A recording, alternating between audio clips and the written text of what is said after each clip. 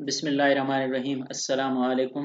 हम पिछले दो लेक्चर में रिस्क और रिस्क मैनेजमेंट से रिलेटेड डिस्कशन कर चुके हैं। पहले लेक्चर में हमने रिस्क को डिफाइन किया और रिस्क के टाइप्स जो बिजनेस रिस्क से रिलेटेड थे वो डिस्कस किए, और दूसरे लेक्चर में हमने फोकस किया फाइनेंशियल रिस्क और ये रिस्क कौन बेयर करता है, कौन से शेयर होल्डर या स्टेक होल्डर्स या इनमें से किस किस पे कितना रिस्क का बर्डन होता है, जो कि हमने डिस्कस किया कि रिस्क सब ने बेयर करना होता है। और उसके बाद रिस्क मैनेजमेंट किसकी रिस्पॉन्सिबिलिटी है, प्राइमरली ये बोर्ड ऑफ डायरेक्टर की रिस्पॉन्सिबिलिटी है, और of course risk management basically management की टीम करती है। तो उसके बाद हम डिस्कस कर रहे थे कि ये सारा जो रिस्क है, रिस्क को जो मैनेज करना है, रिस्क मैनेज के लिए, रिस्क को मैनेज करने के लिए रिस्क आइडेंटिफिकेशन है, असेसमेंट है, और फिर रिस्क मैनेजमेंट है थ्रू रिस्क मैनेजमेंट टेक्निक्स, और उसके बाद उस प्रोसेस को रिव्यू करना है और उसको इम्प्लीमेंट करना है। तो इन स्टेप्स को रिस्क मैनेजमेंट प्रोसेस को हम इस लेक्चर में डिटेल में डिस्कस करेंगे।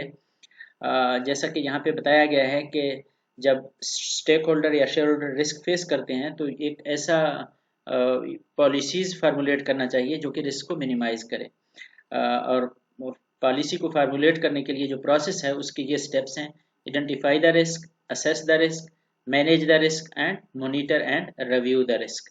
तो रिस्क को मैनेज भी करना है, रिस्क को आइडेंटिफाई करना है, आइडेंटिफाई करने के बाद रिस्क को असेस करना है, उसके बाद रिस्क को मैनेज करना है, और उसके बाद मॉनिटर और उसको रिव्यू करते रहना है। तो यही चीज़ अगले स्लाइड में ग्राफिकली दिखाया गया है कि आप रिस्क को आइडेंटिफाई करते हैं, फिर रिस्क को असेस करते हैं, और फिर रिस्क मैनेजमेंट करते हैं थ्रू रिस्क मैनेजमेंट टेक्निक्स, जिसको यहाँ पे कंट्रोल रिस्क का नाम दिया गया है। तो इसमें जैसा कि हमने पहले डिस्कस किया है कि इधर हम रिस्क को एलिमिनेट करते हैं या रिस्क को मैनेज करते हैं और मिनिमाइज करते हैं और हेज करते हैं उसको, और उसके बाद इस सिस्टम को रिव्यू करना और कंट्रोल करना होता है। तो पूरा एक रिस्क मैनेजमेंट प्रोसेस है। तो प्रोसेस में सबसे पहले रिस्क की आइडेंटिफिकेशन है। तो हम डिस्कस कर लेते हैं कि रिस्क को आइडेंटिफाई कैसे किया जाता है। रिस्क की आइडेंटिफिकेशन का एक प्रोसेस होता है जिसमें हम रिस्क को डिटरमाइन करते हैं that could potentially prevent the programme, enterprises or investment from achieving its objective.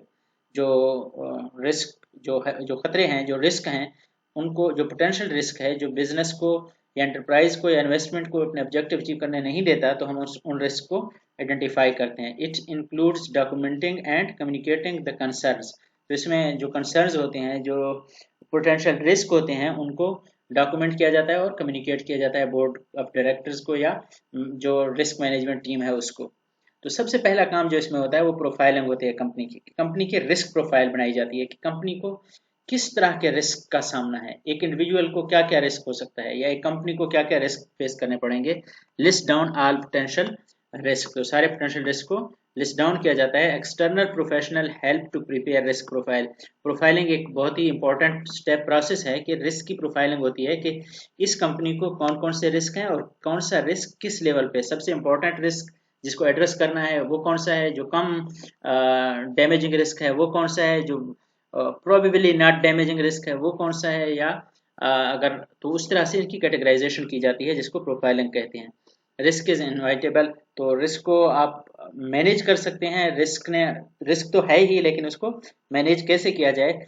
Unfavourable consequences of risk can be controlled. तो जब आप प्रोफाइलिंग करते हैं तो देखते हैं कि सबसे इंपॉर्टेंट रिस्क, सबसे जिस जिस किस किस रिस्क को सबसे ज़्यादा टारगेट किया जाए, सबसे ज़्यादा कंसिडर किया जाए और इसको मैनेज या एलिमिनेट किया जाए। तो वो सबसे पहले स्टेप में ये होता है कि रिस्क आइडेंटिफिकेशन और प्रोफाइलिंग।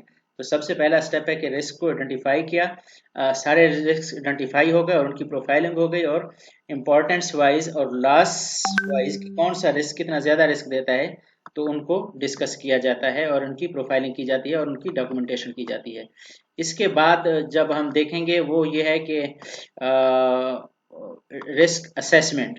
तो रिस्क असेसमेंट में बेसिकली असेस किया जाता है as a term used to describe the overall process और method where you identify hazard and risk factor that have the potential to cause harm. अब वो hazard, वो रिस्क जो ज्यादा हार्म काज करेंगे, उनको यहाँ पे आइडेंटिफाई किया जाता है, उनकी असेसमेंट होती है। Analyse and evaluate the risk associated with the hazard, कि उस रिस्क का लेवल क्या है इस हैजर्ड के साथ। Identify the trade off between the risk and reward.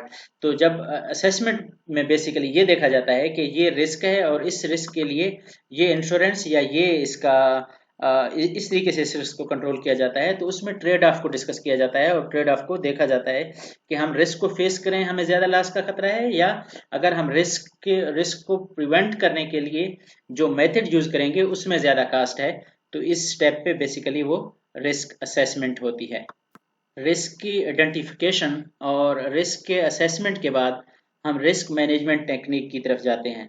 हमने असेस कर लिया, हमने रिस्क को लिस्ट आउट कर लिया और फिर हर रिस्क की असेसमेंट की कि इसका कितना कास्ट है और कितना रिस्क को मिनिमाइज करने के लिए या रिस्क को मैनेज करने के लिए इसके क्या कास्ट हैं और क्या बेनिफिट हैं। तो उसके बाद हम रिस्क मैनेजमेंट की टेक्निक्स की तरफ जाते हैं कि either we should avoid this risk और we should prevent the loss through internal control, और उसके बाद क्या हमें रिस्क को रिटेंशन करना चाहिए, रिस्क रिटेंशन करना चाहिए, या हमने रिस्क को ट्रांसफर करना है। तो ये 4 स्टेप हैं रिस्क मैनेजमेंट के: risk avoidance, loss prevention through enter control, और रिस्क रिटेंशन और रिस्क ट्रांसफर।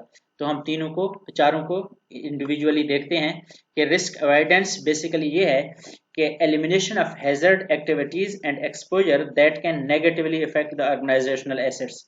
तो ये वो रिस्क हैं जिनको हम बिल्कुल अवॉइड करते हैं, जो कि पिछले लेक्चर में हमने डिस्कस किया था कि अगर एक बैट्समैन फास्ट बॉलर को खेल रहा है और वो टेस्ट मैच है और यूनस खान या मिसबाहुल हक बैटिंग कर रहे हैं, तो बाहर जाती हुई गेंद को वो खेलते ही नहीं है। तो इसका मतलब है कि वो क्या कर रहे हैं, बेसिकली वो रिस्क अवॉइडेंस कर रहे हैं। तो रिस्क अवॉइडेंस मतलब जहाँ जहाँ हो सकता है तो वो रिस्क को अवॉइड किया जाता है। ये डिपेंड करता है आपके टाइप ऑफ ऑर्गेनाइजेशन पे, आपके टाइप ऑफ मैनेजमेंट स्किल्स पे, आपके जो बोर्ड ऑफ डायरेक्टर्स के मेंबर्स हैं वो किस तरह से चीज़ों को परसीव करते हैं। कुछ लोग होते हैं कि प्रेफर करते हैं कि रिस्क को अवॉइड करना। याद रखिए, जब रिस्क को ज़्यादा अवॉइड करते हैं तो रिटर्न भी अवॉइड हो जाता है और उसमें रिटर्न कम हो जाता है। लेकिन बहरहाल एक टेक्निक रिस्क अवॉइडेंस की है। Whereas risk management aim to control the damage and financial consequences of threatening event। तो यहाँ आप रिस्क मैनेजमेंट का जो मकसद होता है कि डैमेज को कंट्रोल करना और फाइनेंशियल जो कॉन्सिक्वेंसेज हैं उस इवेंट के जिनकी वजह से थ्रेट है, बिजनेस को खतरा है, उनको मैनेज करना। Risk avoidance seeks to avoid compromising event entirely, not all risk are avoided. ये बात बहुत इंपॉर्टेंट है कि हम हर रिस्क को अवॉइड नहीं कर सकते। इवन अगर हम क्रिकेट के एग्जांपल दें, अगर आप बैटिंग कर रहे हैं तो बाहर जाती हुई गेंद को 1 2 3 छोड़ सकते हैं, तो गेंद ने फिर अंदर भी आना होता है, तो आपने हर गेंद को नहीं छोड़ सकते, हर रिस्क को आप अवॉइड नहीं कर सकते। ऐसे भी रिस्क होते हैं जिसको आपने फेस करना होता है, जिसको आपने मैनेज करना होता है। तो जो सिंपल या सबसे पहला मेथड है वो रिस्क को बेसिकली अवॉइड करने का है।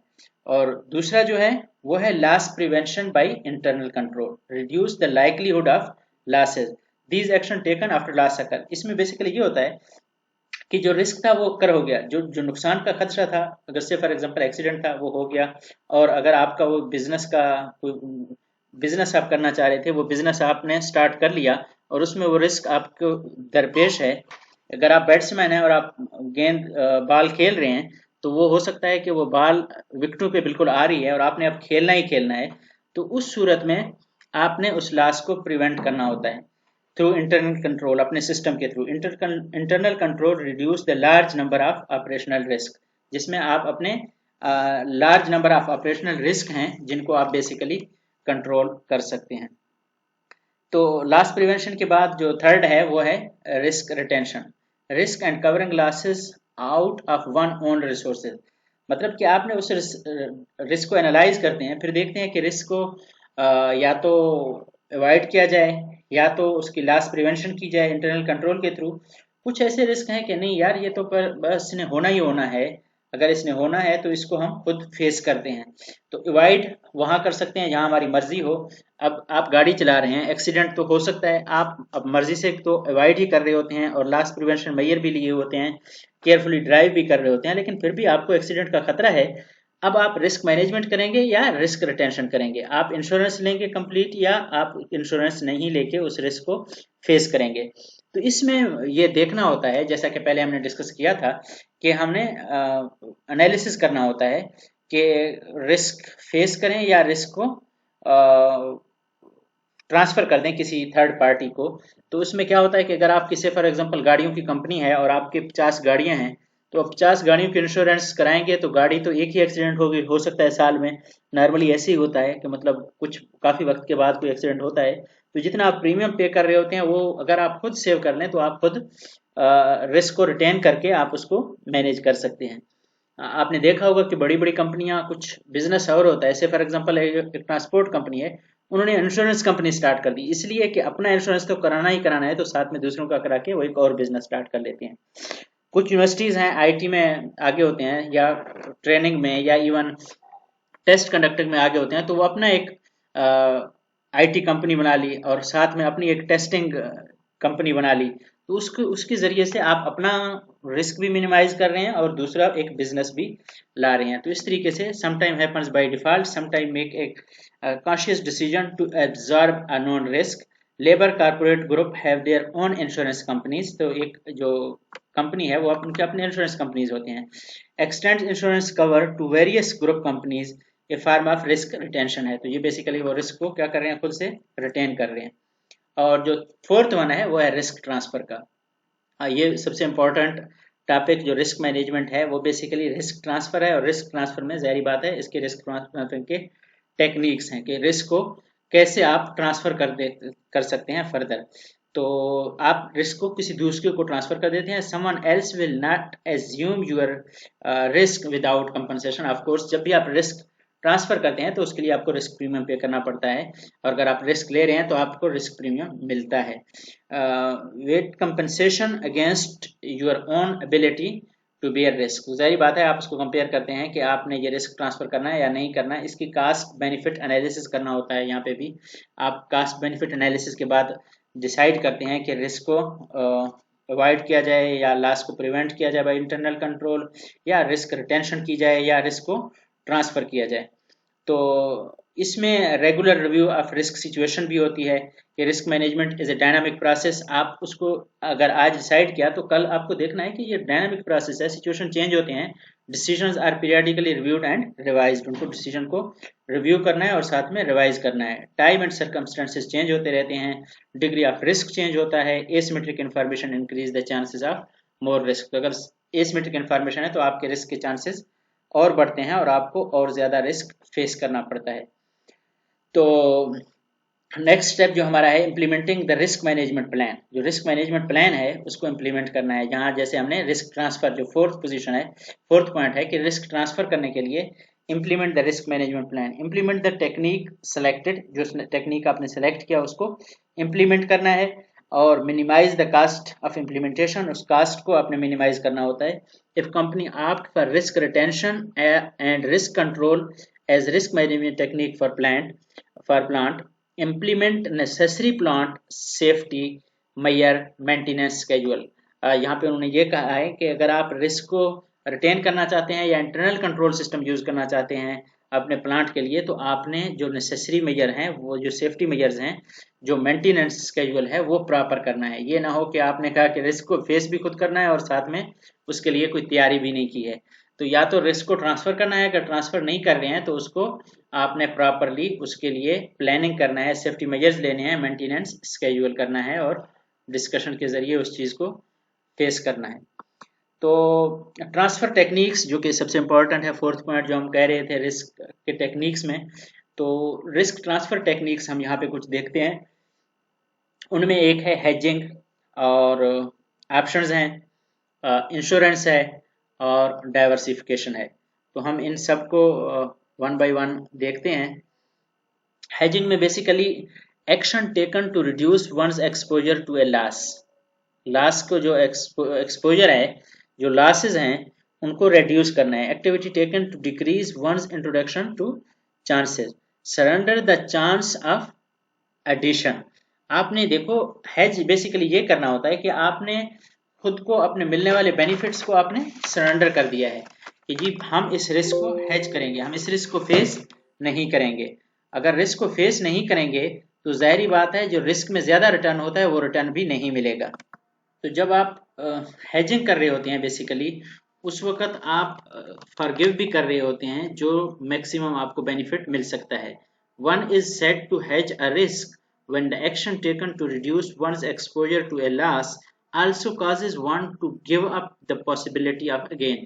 तो आप जो possibility of gain की possibility है वो भी आपने गिव अप कर दिया है। से फॉर एग्जांपल फार्मर जब अपने फसल पकने से पहले क्रॉप को बेच देता है तो उसके जो हार्वेस्ट के टाइम पे जो प्रॉफिट का चांसेस है वो उसको भी फॉरगिव कर रहा है, आल्दो कि वो इस खतरे को मिनिमाइज कर रहा है कि उस वक्त प्राइस कम ना हो जाए, तो साथ साथ में वो उस वक्त के जो चांसेस ऑफ एडिशन है उसको भी वो सरेंडर कर रहा होता है। Fundamentally to support the value chance और purchaser expect the cost increment, जो खरीदने वाला है तो वो समझ रहा है कि उस वक्त प्राइस इंक्रीज कर जाएगा और जो बेचने वाला होता है उसको खतरा है कि प्राइस कहीं डिक्रीज ना कर जाए। तो इस वजह से दोनों एक ऐसे कंडीशन में, एक ऐसे एनवायरनमेंट में एग्री कर जाते हैं कि दोनों को लग रहा होता है कि उसको इसमें बेनिफिट है। तो उनमें से अगर हम देखें तो ऑप्शन भी एक डाइवर्सिफिकेशन की एक मेथड है, डाइवर्सिफिकेशन, या आप कह सकते हैं कि इसमें डेरिवेटिव्स के एक फॉर्म है। ऑप्शंस बेसिकली एक कॉन्ट्रैक्ट है जो राइट देता है बायर ऑफ कॉन्ट्रैक्ट को कि वो उसको एक्सरसाइज करे, लेकिन उसके लिए ओब्लिगेटरी नहीं होता। Give exclusive right to buyer of the contract, मतलब जब आपने एक कॉन्ट्रैक्ट खरीदा है तो आपके पास ये राइट है कि आप उसको एक्सरसाइज करें, लेकिन ये आपके लिए ओब्लिगेशन नहीं है। तो ये एक टाइम लिमिट भी होता है, से फॉर एग्जांपल महीने के अंदर या 3 महीने के अंदर या 3 महीने के इख्तिताम तक ये चीज इतने कीमत पे इतने amount of this product you can buy और सेल। तो buyer of contract has right to exercise contract. जो भी बायर होता है कॉन्ट्रैक्ट का बायर, याद रखना, इट नेवर मीन के buying of things, buying of products और बाइंग सेलिंग ऑफ प्रोडक्ट, लेकिन ये है कि buyer of contract can be either buyer of the product और a seller of the product. मतलब आपने कॉन्ट्रैक्ट बाय कर लिया ऑप्शन का, तो अगर ये कॉन्ट्रैक्ट बाइंग कॉन्ट्रैक्ट है तो आप चीज परचेज कर सकते हैं, और अगर ये सेलिंग कॉन्ट्रैक्ट है तो आप चीज बेच सकते हैं। तो कॉन्ट्रैक्ट का खरीदना प्रोडक्ट या सर्विसेज के खरीदने या बेचने से इसका कोई ताल्लुक नहीं है। शॉर्ट पोजीशन, इसमें दो टर्मिनोलॉजीज हैं। जब आप ऑप्शन में शॉर्ट पोजीशन पे होते हैं तो बेसिकली आप ऑप्शन के सेलर होते हैं, तो आपकी चॉइस खत्म हो जाती है, और लॉन्ग पोजीशन पे जो बायर है उसकी मर्जी होती है। वो अगर, मतलब आगे हम चलकर हम इसको डिस्कस करेंगे कि आप अगर ऑप्शन के बायर हैं तो हो सकता है आप प्रोडक्ट के सेलर हैं। तो अगर आप प्रोडक्ट के सेलर हैं, आपने ये ऑप्शन खरीदा है कि आप प्रोडक्ट बेचना चाहते हैं, तो जब आप प्रोडक्ट बेचेंगे तो जो खरीदने वाला, जिसका नॉर्मली जिसकी मर्जी होती है, इस वक्त वो शॉर्ट पोजीशन पे है, इस वक्त उसकी मर्जी नहीं होगी। आप अगर बेचना चाहेंगे तो उसको खरीदना ही खरीदना पड़ेगा। कॉन्ट्रैक्ट है सम इनिशियल फी, तो इसमें वो प्रीमियम होता है, वो पे करना होता है। Loss of buyer is limited and loss of seller is unlimited. ये एक्चुअली इसलिए बायर जो है वो एक प्रीमियम पे करता है, एक कास्ट पे करता है। से फॉर एग्जांपल एक चीज की प्राइस 50 रुपए है आज, आपने आज इसको जो खरीदने का प्लान किया है कि आप इसको खरीदना चाहते हैं, तो 50 रुपए की आइटम आप से फॉर एग्जांपल 52 में खरीद रहे हैं, 1 रुपया या 2 रुपया उसको प्रीमियम दे रहे हैं। तो जो आपका लॉस है वो यही है। अब आगे आप बाय करें न करें, अगर ये इसकी प्राइस बहुत ऊपर जाती है तो आप खरीद के इसको मार्केट में बेचेंगे, लेकिन अगर प्राइस ऊपर जाती ही नहीं है तो आप इसको खरीदेंगे ही नहीं। तो आपका लॉस जो है वो लिमिटेड है, लॉस ऑफ बायर। मतलब आपने 2 रुपये जो महंगा खरीदा है ये चीज, तो आपने इनिशियल फी 2 रुपये पे किया है, आपने 50 रुपए की चीज 52 रुपए में खरीद ली है। अब अगर चीज की कीमत 0 भी हो जाए तो आपको तो कोई लेना देना नहीं है ना, क्योंकि आप तो इसके बायर हैं। लेकिन अगर आप इसकी कीमत 100, 200, 400, 500, 1000, 1500 तो इस तरह से बढ़ता जाए, तो जो लॉस ऑफ सेलर है वो अनलिमिटेड है। उसको बेनिफिट सिर्फ 2 रुपए का है, उसको बेनिफिट सिर्फ 2 रुपए का है, इसको लॉस 2 रुपए का है, इसको बेनिफिट 2 रुपए का है। इसका प्रॉफिट मैक्सिमम है, अनलिमिटेड है, और इसका लॉस अनलिमिटेड है। तो इस तरह से होता है ऑप्शन में। ऑप्शन को हम थोड़ा सा फर्दर भी डिस्कस करेंगे, और अगर कोई कंफ्यूजन हो तो हम दोबारा भी इस पे बात कर सकते हैं। ऑप्शन में 2 ऑप्शन है, एक कॉल ऑप्शन है और एक पुट ऑप्शन है। Call option right to buy है, buyer of contract is the buyer of product. यहाँ जो कॉन्ट्रैक्ट बाय कर रहा है वो बेसिकली प्रोडक्ट को बाय करने का कॉन्ट्रैक्ट बाय कर रहा है। अब आप से फॉर एग्जांपल कहते हैं कि 3 महीने के अंदर या 3 महीने के इख्तिताम पर मैं आपकी ये चीज, ये मोबाइल मैं खरीद लूंगा 10,000 रुपए में। वो ज़ाहिरी बात है वो प्रीमियम मांगेगा, तो वो प्रीमियम आप उसको पे करेंगे। से फॉर एग्जांपल 500 प्रीमियम पे करेंगे। आपने 500 प्रीमियम पे किया, 10,000 में उसने कमिट किया कि ये मोबाइल आपसे बेचेंगे 1 महीने, 2 महीने या 3 महीने के अंदर। अब 3 महीने के अंदर मोबाइल की कीमत 50,000 हो जाती है। अब आपने सिर्फ 500 दिया, तो 500 के बदले में आप वो 10,000 में खरीद के 50,000 में बेचेंगे, आपका प्रॉफिट 39,500 होगा। आप अगर ये इस प्रोडक्ट की जो आपने जो परचेज करना चाह रहे हैं, अगर इसकी प्राइस 500 हो जाए तो आप बेचें खरीदेंगे नहीं, आपका अपना 500 का नुकसान हो गया और आपका और कोई नुकसान नहीं हुआ। लेकिन जिसने आपके साथ कॉन्ट्रैक्ट कर लिया वो कमिट हो गया, उसने वो चीज़ रखनी है और वो आपको देनी है अगर आप लेने पे आ जाएं वो चीज़। तो ये होती है call option, right to buy. अब राइट टू बाय में आपने जो ऑप्शन खरीद लिया, वो आप ऑप्शन के बायर बन गए हैं, लॉन्ग पोजीशन है आपकी, और जो सेलर है वो शॉर्ट पोजीशन है उसकी। तो आपका लॉस मिनिमम है, उसका लॉस मैक्सिमम है, आपका प्रॉफिट जो लॉस है वो लिमिटेड है और उसका लॉस अनलिमिटेड है, आपका प्रॉफिट अनलिमिटेड है, उसका प्रॉफिट लिमिटेड है। तो इस तरह से आप इसको देख सकते हैं। कॉल और पुट बज़ाहिर लग रहा है कि ये अपोजिट है, लेकिन इनका कोई लेना देना नहीं है आपस में। ये कॉल ऑप्शन कोई और ऑप्शन है और पुट ऑप्शन कोई और ऑप्शन है। Put option is buyer of contract is seller of product. इसमें आप सेलर हैं, बेसिकली आप एटम को सेल करने का राइट खरीद रहे हैं। आपके अपने पास एक मोबाइल है, आप इसको बेचने का हक खरीद रहे हैं। नॉर्मली अगर आपके पास आपका मोबाइल है तो वो मोबाइल आप चाहें तो अपनी मर्जी से बेच दें, न चाहें तो ना बेचें। लेकिन आप बेचना चाह रहे हैं लेकिन अगला खरीदना नहीं चाह रहा तो भी आप नहीं बेच सकते। लेकिन पुट ऑप्शन में ये खासियत है कि आप उसको अपना बेचने का हक या उसके खरीदने का जो हक है, बेसिकली थर्ड पार्टी का, उसके खरीदने का हक आपने खरीद लिया। तो अब आप अपना मोबाइल उसे बेचना है तो आपने ये बाय कर लिया है पुट ऑप्शन, तो उसकी चॉइस खत्म हो गई खरीदने की। आप जब मोबाइल बेचेंगे तो उसने खरीदना ही खरीदना होता है। अब आपकी चॉइस है कि आप बेचना चाहते हैं या नहीं बेचना चाहते हैं। अगर बेचना चाहते हैं तो आपने पुट ऑप्शन खरीदा हुआ है, तो एक सेट प्राइस पे सेट टाइम पे आपको अपना मोबाइल बेचना है और उसने खरीदना है। अब पुट ऑप्शन आप कब खरीदते हैं, कब कब खरीदते हैं? क्यों? आपको खतरा है कि आपके एसेट की प्राइस डिक्रीज ना हो जाए। आपने 10,000 का मोबाइल खरीदा और आपने 10,000 में ही उसका पुट ऑप्शन ले लिया 500 में, तो 10,500 तो लगे हैं, लेकिन आपको पता है कि 10,000 इसकी कीमत नीचे नहीं जाएगी। बेशक कीमत इसकी 200 हो जाए, 100 हो जाए, 1000 हो जाए, आपने पुट ऑप्शन खरीदा हुआ है तो उसने आपसे 10,000 में ये खरीदना होता है। तो बेसिकली देखो, आप रिस्क वाली बात को याद रखें कि आप रिस्क को यहाँ पे हेज कर रहे होते हैं। लेकिन अगर प्राइस ऊपर चली जाए तो फिर आपके जो 500-200 प्रीमियम दिया वो गया है, जो कि नॉन है, आपको पता है, तो रिस्क उसमें भी नहीं है, क्योंकि आपने रिस्क को हेज किया है। आपने रिस्क को हेज किया है कि आपने थोड़ा सा एक प्रीमियम पे करके अपने आप को सेफ साइड पे किया है। तो ये call option, put option Pakistani market में ये चीज़ें इतने अभी नहीं हैं। इनमें अगर हम देखें तो ऑप्शंस के साथ कॉन्ट्रैक्ट्स भी होते हैं, फॉरवर्ड कॉन्ट्रैक्ट है, फ्यूचर कॉन्ट्रैक्ट है, वो भी हमें डिस्कस करने होंगे। लेकिन हम कोशिश करते हैं किसी और लेक्चर में डिस्कस करें। लेकिन मैं शॉर्टली आपको एक उनके बारे में बता देता हूँ कि कॉन्ट्रैक्ट और ऑप्शन में क्या फ़र्क है। जो कॉन्ट्रैक्ट है, एक फॉरवर्ड कॉन्ट्रैक्ट होता है, एक फ्यूचर कॉन्ट्रैक्ट होता है। फॉरवर्ड कॉन्ट्रैक्ट जो होता है वो आप कस्टमाइज्ड होता है। जो फ्यूचर कॉन्ट्रैक्ट है वो स्टैंडर्डाइज्ड होता है। मतलब फ्यूचर कॉन्ट्रैक्ट में आप अपनी मर्जी से उसकी अमाउंट और साइज चेंज नहीं कर सकते।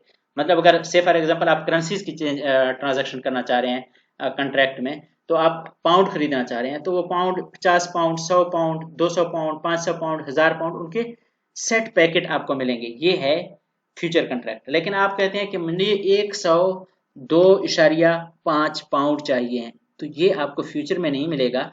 ये कस्टमाइज्ड कॉन्ट्रैक्ट आप करना चाह रहे हैं, तो ये फॉरवर्ड कॉन्ट्रैक्ट आप दो आदमियों के दरमियान कर सकते हैं। फॉरवर्ड कॉन्ट्रैक्ट आपके लिए सूटेबल होता है क्योंकि आपके नीड के मुताबिक बनता है, लेकिन फिर इसकी लिक्विडिटी नहीं होती, मार्केट में नहीं बिकता, क्योंकि इतने पैसे 103.2 पाउंड, तो ये 3.2 पाउंड पता नहीं किसकी जरूरत होगी या नहीं होगी, तो वो लिक्विडिटी उसकी कम हो जाती है।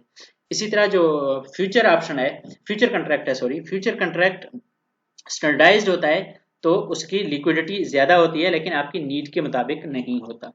तो ये तो फॉरवर्ड और फ्यूचर कॉन्ट्रैक्ट है। लेकिन बेसिक कॉन्ट्रैक्ट की जो डेफिनेशन है वो जरा गौर से सुनिएगा। कॉन्ट्रैक्ट की डेफिनेशन ये है कि आप किसी भी प्रोडक्ट को फ्यूचर किसी सेट डेट पे, सेट प्राइस पे, सेट यूनिट खरीदते या बेचते हैं, लेकिन उसमें आपके पास राइट नहीं होता, वो ऑब्लिगेटरी होता है।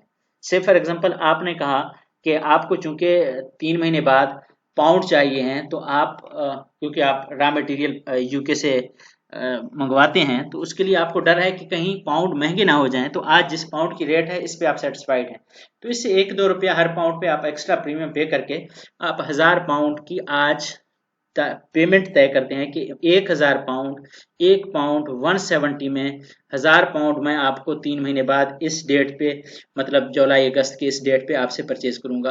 तो ये फंड्स आपने कंट्रैक्ट कर लिया, अब कंट्रैक्ट में आप बाउंड हैं, आपने ये कंट्रैक्ट एक्सरसाइज करना है। हाँ, आप चाहते हैं तो अपना कंट्रैक्ट किसी और से को बेच दें, लेकिन आप इस कंट्रैक्ट को खत्म नहीं कर सकते, जो कि ऑप्शन में हमारे पास चॉइस है। ऑप्शन में आपकी मर्जी होती है, आपके लिए ओब्लिगेशन नहीं होता, लेकिन कंट्रैक्ट में आपकी ये ओब्लिगेशन होता है कि आप एक प्रोडक्ट फ्यूचर के किसी डेट पे सेट प्राइस पे सेट नंबर ऑफ यूनिट्स खरीदते या बेचते हैं, तो ये फॉरवर्ड कंट्रैक्ट है या फ्यूचर कंट्रैक्ट है। कंट्रैक्ट के दो टाइप्स हैं, जिस तरह ऑप्शन के दो टाइप हैं। तो ये कंट्रैक्ट भी बेसिकली आपके हेज करने के लिए, जैसे आपको पता चल रहा है ना कि हम रॉ मटेरियल मंगवा रहे हैं या हम प्रोडक्ट बेच रहे हैं, हमें ट्रांजैक्शन करनी है, वो किसी भी चीज़ की हो सकती है, वो किसी कमोडिटी की हो सकती है, किसी करेंसी की हो सकती है।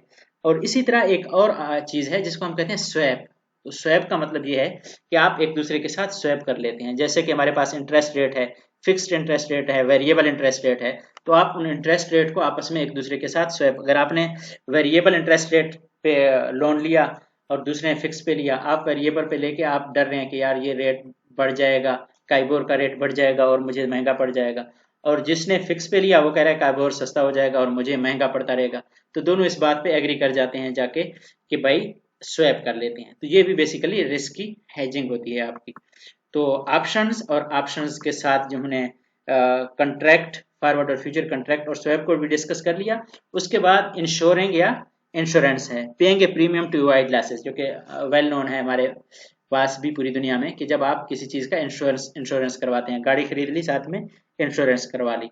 Substitute sure loss for a possibility of much longer loss, आप कम पैसे देते हैं, आप एक बहुत बड़े नुकसान से बचने के लिए आप खुद को हेज कर रहे होते हैं, खुद को अपने रिस्क को मैनेज कर रहे होते हैं। By insuring simply cover themselves from loss, आप लॉसेस को कवर करते हैं, नॉट गेट एनी बेनिफिट और प्रॉफिट फ्रॉम इंश्योरेंस, को बेनिफिट नहीं मिलता आपको, get compensation for the actual loss, आपको एक्चुअल लॉस के बदले में बेनिफिट मिलता है। इसी तरह डाइवर्सिफाइंग है, तो डाइवर्सिफाइंग बेसिकली जैसा कि आपको एक वर्ड है पोर्टफोलियो और एक है diversification. Portfolio is a combination of 2 और मोर एसेट्स और इन्वेस्टमेंट, लेकिन उसमें ये ज़रूरी नहीं है कि आपका रिस्क कम हो, ये हम किसी और फाइनेंस के लेक्चर में डिटेल में डिस्कस करेंगे। लेकिन यहाँ पे डाइवर्सिफिकेशन का मतलब है कि पोर्टफोलियो विच डाइवर्सिफाई और मिनिमाइज योर रिस्क, इसमें आप डिफरेंट टाइप के इन्वेस्टमेंट को कंबाइन करते हैं, जिस तरह कहते हैं don't put all eggs in one basket, ये ना हो कि बास्केट गिरे और आपके सारे अंडे टूट जाएं। तो आपने इसमें अगर इन्वेस्टमेंट करना है तो डिफरेंट सेक्टर में डिफरेंट जगह पे इन्वेस्टमेंट करें, ताकि अगर एक में रिटर्न कम हो तो दूसरे में ज्यादा हो। इसके एग्जांपल मैं दे दूं कि एक से फॉर एग्जांपल आप ऑयल प्रोड्यूसिंग कंपनी में इन्वेस्ट करते हैं और एक ऑयल कंज्यूमिंग कंपनी में इन्वेस्ट करते हैं। तो ऑयल प्रोड्यूसिंग में अगर ऑयल की जैसे कि आजकल प्राइस कम हो रही है, तो ऑयल प्रोड्यूसिंग से तो आपको लॉस हो सकता है, लेकिन ऑयल कंज्यूमिंग जो ऑयल को इस्तेमाल करके प्रोडक्शन कर रहा है तो उसको सस्ता ऑयल मिल रहा है, हो सकता है उसकी शेयर की प्राइस बढ़ जाए। तो ये आपका जो एवरेज है, जो मीन है, वो कांस्टेंट रहता है। तो जितना ज्यादा आप मीन के करीब रहते हैं तो डेविएशन और वेरिएशन जितना कम होता है उतना ही आपका रिस्क कम होता है। तो holding small amount of many risky assets, आप छोटे छोटे रिस्की एसेट्स डिफरेंट अपने पास रख लें, उनका एक पोर्टफोलियो बनाएं जो कि डिफरेंट सेक्टर के हों, जो कि आपके रिस्क को डाइवर्सिफाई करें। Don't invest all your amount in only one asset, ताकि limit the exposure of risk of any single asset, जो सिंगल एसेट का जो एक्सपोजर है उससे अपना रिस्क आप कम कर लें। कॉम्बिनेशन बनाएं, पोर्टफोलियो बनाएं और ऐसी पोर्टफोलियो बनाएं जो आपके रिस्क को डाइवर्सिफाई करे। तो ये मेथड्स हैं बेसिकली हमारे पास रिस्क मैनेजमेंट के। आप चाहें तो आप रिस्क को अवॉइड करें और चाहें तो रिस्क मैनेजमेंट में आप इन ऑप्शंस को यूज करें, जिनमें से हमारे पास हेजिंग है, हेजिंग में हमारे पास ऑप्शन है, ऑप्शन में कॉल और पुट ऑप्शन है, और फिर हमारे पास कंट्रैक्ट है, फॉरवर्ड और फ्यूचर कंट्रैक्ट है, और हमारे पास स्वैपिंग है, स्वैप करना है, और फिर हमारे पास इंश्योरेंस और इंश्योरिंग है, और फिर हमारे पास डाइवर्सिफिकेशन है। तो ये टेक्निक यूज किए जा सकते हैं। बाकी के इंस्टीट्यूट ये रिस्क मैनेजमेंट के कौन से हैं, कहाँ से रिस्क मैनेजमेंट कैसे की जा सकती है, लैप्सेस क्या है रिस्क मैनेजमेंट में, ये हम इंशाल्लाह नेक्स्ट लेक्चर में डिस्कस करेंगे। तब तक के लिए इजाज़त दीजिए। अस्सलामु अलैकुम।